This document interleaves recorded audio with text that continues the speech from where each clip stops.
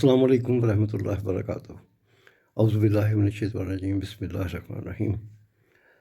अ, मैं fire fighting systems के ऊपर थोड़ी-सी बात करना चाहूँगा कि हालिया दिनों में जो वाक़यात हुए हैं आग के, ख़ुसूसी तौर पर ये जो चंद दिन पहले कराची में गुल प्लाज़ा की फायर थी। तो एक तो सबसे पहले मेरी दुआ है कि जो शुहदा हैं अल्लाह ताला उन्हें जन्नतुल फिरदौस में आला मकाम अता फ़रमाए। और बड़ी दुःख की घड़ियाँ थीं, चंद दिन बड़ी तकलीफ़ में गुज़रे और जो वक्त गुज़रता था सदमे से भरपूर कोई ना कोई ख़बर आ जाती थी कि अब इतनी अमवात हो गई हैं, अब इतनी हो गई हैं। और उनमें एक हमारा फायर फाइटर अपनी ड्यूटी के दौरान आग की लपेट में आया और इस हादसे का शिकार हुआ। अल्लाह ताला उसकी भी मग़फ़िरत फ़रमाए, उसको उसके घर वालों को 1 करोड़ रुपया मिलने से वो शख़्स वापस नहीं आएगा। और कोई भी शख़्स, कोई भी जान इतनी कीमती है कि 1 करोड़ क्या 1 अरब रुपया भी उसके घर वालों को कहा जाए कि ये बंदा हमें दे दें और आपको 1 अरब मिल जाए, तो कोई बाप अपना बेटा नहीं दे सकता, कोई बीवी अपना ख़ावंद नहीं दे सकती। 1 अरब भी कुछ भी नहीं है। तो इसलिए बहरहाल कंपनसेशन तो काबिल ज़िक्र नहीं है। इस वक्त जो काबिल ज़िक्र चीज़ है वो ये है कि सिर्फ़ गुल प्लाज़ा की आग नहीं, मैं गुज़श्ता 40 साल से इस शोबे से वाबस्ता हूँ। तो मैंने इन 40 सालों में बेशुमार वाक़यात सुने, कुछ के मुशाहदे भी किए। तो मैं जिस नतीजे पे पहुँचा, मेरी कोशिश है कि आज मैं थोड़ा-सा उसका इहाता कर सकूँ और आप तक वो अपना तजुर्बा और इल्म से हासिल शुदा मालूमात आप तक पहुँचा सकूँ। जो मैंने देखा वो ये है कि फायर फाइटिंग सिस्टम्स जब हम सोचते हैं कि वो लगवाए जाएँ, तो उसमें 4 स्टेप होते हैं। एक स्टेप होता है कि सोचा जाए कि क्या चाहिए, जिसको हम डिज़ाइन कहते हैं।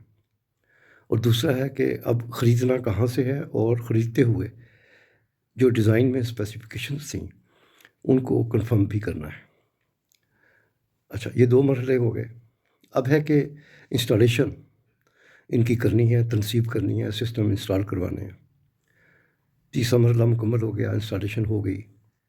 अब चौथा मरहला है कि इनको सँभाल के कैसे रखना है, ताकि वक्त पे जब जब ज़रूरत पड़े तो ये एडिक्वेटली काम करें और इनकी परफॉर्मेंस वही रहे जो सोची गई थी। तो ये 4 बहुत ही अहम पहलू हैं सिस्टम के। जो मेरा मुशाहिदा है वो ये कि शायद ही पाकिस्तान में 1% या 2% ऐसे सिस्टम्स लगे होंगे जिन पे इन चारों ज़ावियों से काम हुआ हो और जो इंटरनेशनल स्टैंडर्ड है NFPA, उसको पूरी तरह से पढ़ा हो और उसके मुताबिक इस पे काम किया हो। लेकिन मैं दुःख से बात करता हूँ कि ऐसा हो नहीं रहा। फॉर एग्ज़ाम्पल मैं आपको बताता हूँ कि हम कई दिनों से, महीनों से, सालों से सुन रहे हैं बिल्डिंग कोड ऑफ पाकिस्तान। बेशक वो हमारे लिए इंतहाई रिस्पेक्टफुल एक बुक है। लेकिन अगर आप उसका जो फायर फाइटिंग वाला चैप्टर है, वो देखें तो वो 20 से 30 औराक पे मुश्तमिल है। और उसमें जगह-जगह ये लिखा है कि भाई हम आपको एक टॉपिक की बात तो करेंगे, लेकिन तफ़सील आपको NFPA फलाँ में मिलेगी। तो जब हमने पहुँचना ही NFPA फलाँ पे है, तो क्यों ना हम फिर यही उसकी कदर कर लें और अपने ज़हन में एक ज़हन नशीन कर लें कि NFPA की स्टडी, NFPA के कोड्स। अब यहाँ मैं बताता चलूँ कि एक मिसाल के तौर पर एक आम सा एक सिस्टम है फायर हाइड्रेंट सिस्टम। आप यकीन करें, फायर हाइड्रेंट सिस्टम के लिए आपको 7 किताबें पढ़नी पड़ती हैं और उन 7 किताबों के मजमूई औराक जो हैं वो 1180 हैं। अब वो एक उस किताब जो बिल्डिंग कोड ऑफ पाकिस्तान है, उसके अंदर जो चैप्टर है हमारा फायर फाइटिंग का, उसके कुल 30-35 सफ़े हैं या 28 सफ़े हैं। तो उनमें कैसे मुमकिन है कि जिन किताबों की तरफ बिल्डिंग कोड ऑफ पाकिस्तान हमें रेफ़र करता है, उन किताबों के मजमूई औराक जो हैं वो 1180 हैं। तो इसका मतलब ये हुआ कि हमें, जब हमने जाना ही उस पे है NFPA की तरफ, तो हमें बेहतर है कि हम उसी को फ़ॉलो करें। तो उसमें जब हम जाते हैं तो मैंने बेशुमार ऑडिट्स भी किए। मैं इंटरनेशनल कंसल्टेंट भी हूँ, यूरोपियन कंट्रीज़ में मेरी कंसल्टेंसी है, गल्फ़ में है। تو اللہ کا شکر میں نے وہاں پہ بھی جا کے دیکھا کہ اس میں بہت زیادہ پاکستان میں امپرومنٹ کی گنجائش ہے۔ یہاں پہ لوگ NFPA کی اصل لائن سے ناواقف ہیں۔ اب یہاں پہ جو واقعہ ہوتا ہے گل پلازا میں یا کسی اور جگہ پہ، ہمارا فائر فائٹر وہ جا کے سب سے پہلا سوال کرے کہ یہ جو آگ ہے اس وقت، یا آگ جہاں سے شروع ہوئی تھی، جس دکان سے یا جس جگہ سے، وہ مٹیریل کیا تھا۔ پھر وہ فوراً دیکھے کہ یہ مٹیریل کیٹیگری وائز ان 5 کیٹیگریوں میں سے کون سا ہے، اور NFPA نے ہر کیٹیگری کے لیے پانی کی مقدار مختلف بتائی ہے۔ تو میں ایسے کرتا ہوں کہ اس میں یہ کیٹیگری نمبر 3 میں اتنے گیلنس پر منٹ کا فلو اس کو چاہیے، ورنہ یہ آگ نہیں بجھے گی۔ یہ تعلیم، یہ تجربہ، یہ کانسیپٹ، یہ جو آگاہی ہے، یہ بہت بیسک ہے۔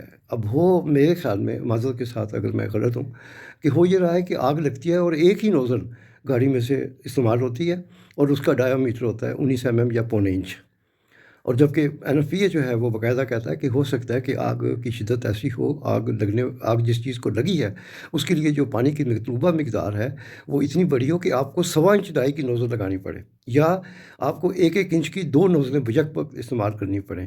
جب تک آپ اس حساب سے اس کا مقابلہ نہیں کریں گے دشمن کا، آپ اپنے ہتھیار کمزور لے کے اس کو نہیں شکست دے سکتے۔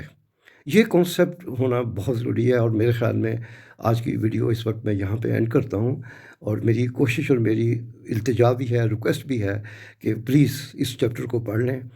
یہ NFPA 13 ہے۔ مجھے کہیں گے کہ آپ پڑھ کے اس کی ٹرانسلیشن کر دیں، آپ آئیں، میں آپ کو بتانے کے لیے تیار ہوں کہ کس قسم کی آگ کے لیے کتنا پانی اس میں ریکمینڈڈ ہے۔ اور اگر کوئی اس کو نہیں پڑھ سکا اور اب تک اس کے بغیر ہی فائر فائٹنگ کر رہا ہے، تو پھر میرے خیال میں یہی کہہ سکتا ہوں کہ بہت کمزور حالات میں ہم ایک بڑے دشمن کا مقابلہ کر رہے ہیں۔ جزاک اللہ خیر، اللہ سب کو سلامت رکھے۔